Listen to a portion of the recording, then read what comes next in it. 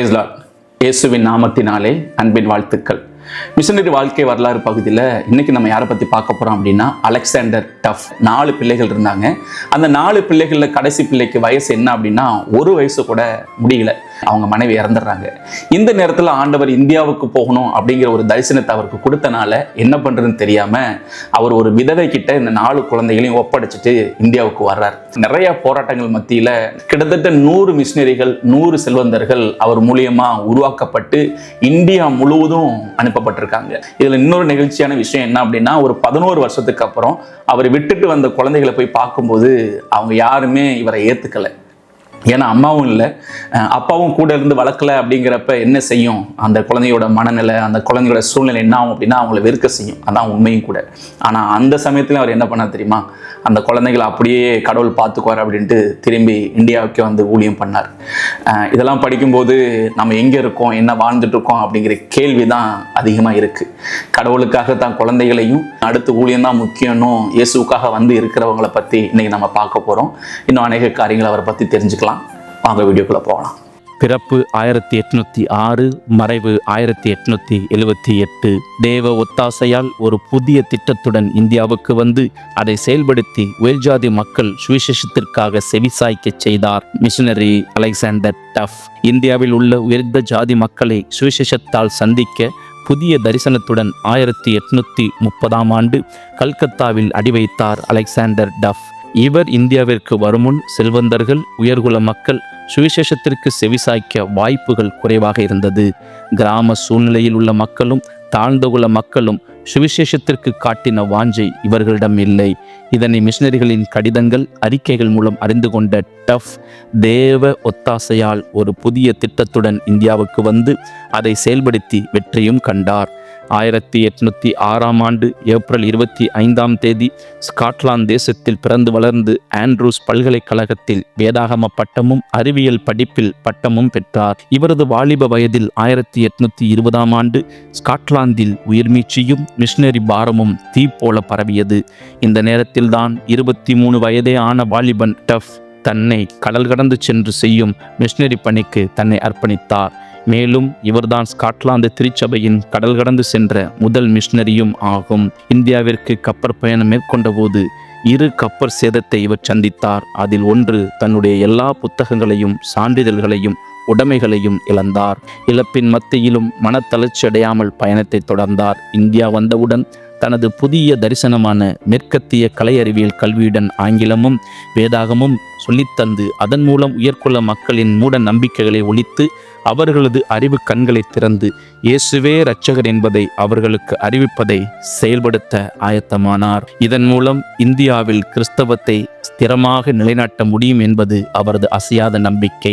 இந்த மிஷனரி தரிசனத்தை அப்போது இந்தியாவில் இருந்த மிஷனரிகளும் கல்வி நிறுவனங்களின் பிரதிநிதிகளும் வன்மையாக குறை கூறிய போதும் இவர் மனம் தளராமல் இந்தியா வந்த சில மாதங்களிலேயே ஒரு ஆங்கில பள்ளியை ஆலமரத்தடியில் 5 மாணவர்களுடன் கல்கத்தாவில் ஆரம்பித்தார். ஆரம்பித்த 1 வாரம் முடிவதற்குள் 300 மாணவர்கள் சேர்ந்து விட்டனர்.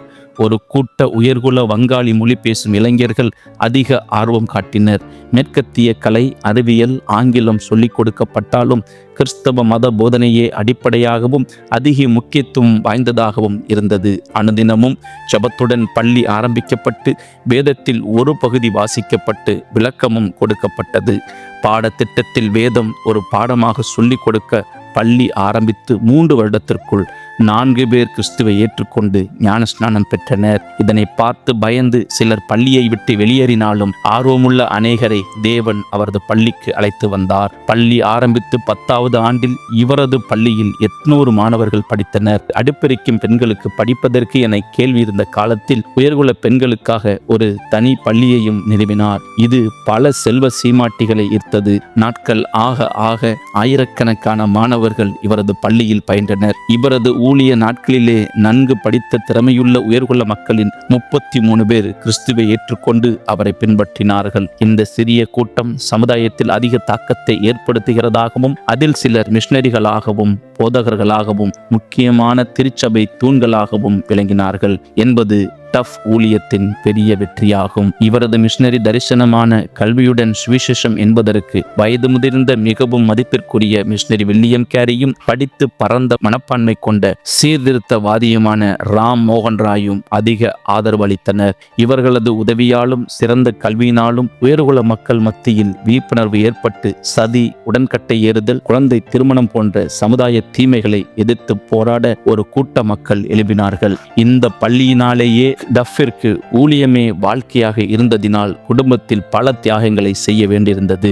1839 ஆண்டு தனது 4 பிள்ளைகளையும் தனது தேசத்தில் ஒரு கைம்பெண்ணின் மேற்பார்வையில் விட்டு வந்தார். அப்போது அவரது கடைசி மகன் 1 வயது கூட நிரம்பாத குழந்தையாக இருந்தான். 11 ஆண்டுகளுக்கு பிறகு அவர்களை பார்க்கும் வாய்ப்பை டஃப் பெற்றபோது அவரது கடைசி மகன் 11வது வயது நிரம்பி வளர்ந்திருப்பதையும் தனது பெற்றோரின் வருகை அவனுக்கு அவ்வளவு அதிக சந்தோஷத்தையும் எதிர்பார்ப்பையும் தராமல் இருப்பதை பார்த்து அவர் வருத்தமடைந்தார். தனது இந்திய மிஷனரி பணிக்காக தனது குடும்பத்தையே தியாகம் செய்தார். இவர் வாழ்ந்த நூற்றாண்டில் இவர் ஒரு வெற்றியுள்ள மிஷனரியாகவும் வாக்கு வன்மை நிறைந்த மிஷனரியாகவும் திகழ்ந்தார். England, Ireland, Scotland, Wales, America போன்ற பல்வேறு நாடுகளில் பயணம் செய்து தனது ஊழியத்திற்காக ஜெப பண உதவிகளை திரட்டினார். நன்கு சொற்பொழிவாற்றல் தளர்ந்து படைத்த இவரை அமெரிக்க தேசத்தின் காங்கிரஸ் சபையில் பிரசங்கம் செய்யவும் தனது அனுபவத்தை பிரசிடென்ட்டிடம் தனியாக பகிர்ந்து கொள்ளும் வாய்ப்பையும் பெற்றார். இவர் முன்னேற்ற பணியினால் 100க்கும் மேற்பட்ட வாலிபர்கள் வெளிநாட்டுக்கு மிஷனரியாக பணியாற்ற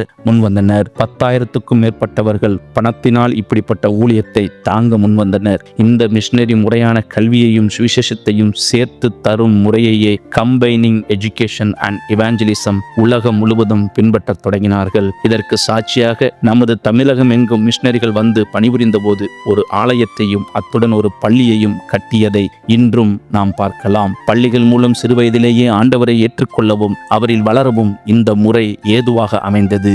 இன்றும் நமது பணித்தலங்களில் பள்ளிகள், சிறுவர் விடுதிகள் மூலம் ஆண்டவரை ஏற்றுக்கொண்டு வளர்ந்த மிஷனரிகளாகவும் திருச்சபை தலைவர்களாகவும் இன்றும் எழும்பியிருப்பது இந்த மிஷனரி முறையின் விளைவே. டஃப் போன்றவர்களுக்கு தேவன் தந்த தரிசனத்தின்படி செல்வந்தர்கள், உயர்குல மக்கள் மத்தியில் சுவிசேஷத்தை பிரசங்கித்து அநேகரை ஆண்டவருக்குள் வழிநடத்தினார். பட்டணங்களில் குடியேறுதல் அதிகரித்து வரும் இந்நாட்களில் கல்விக்கு அதிக முக்கியத்துவம் கொடுக்கும் இன்றைய பெற்றோர் மாணவர்கள் மத்தியிலும் நமது சுவிசேஷ பணித்திட்டம் என்ன, நமது பணித்தலங்கள் நகரங்களில் நாகரிகமாக செல்வச் செழிப்பு மிக்க மக்களை சந்திக்க ஆண்டவர் நம்மை டஃப்பை போல அழைப்பாரானால் நம்மை நாம் அர்ப்பணிக்க முடியுமா? தேவன் நாமம் மகிமைப்படுவதாக. ஆமேன்.